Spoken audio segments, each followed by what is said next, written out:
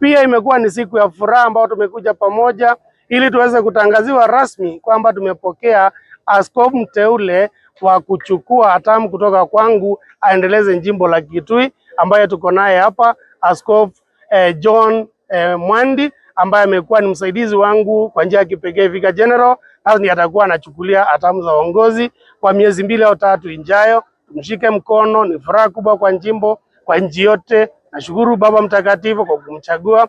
Nashukuru watu wa Kitui, tutembee kwa pamoja ili tuweze kumshika mkono, tujenge ili jimbo letu.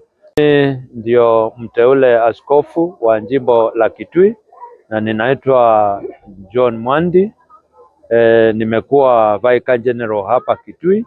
Nimeteuliwa leo kwa kuwa askofu wa Kitui na ninashukuru kwa Baba Mtakatifu kwa kazi ambao aliweza kufanya kuniteua kuwa askofu.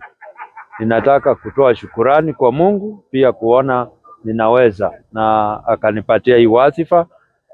Ninaahidi kwamba nitafanya kazi pamoja, hasa ile kazi tuliweza kuanzisha pamoja na Askofu Joseph Mongela.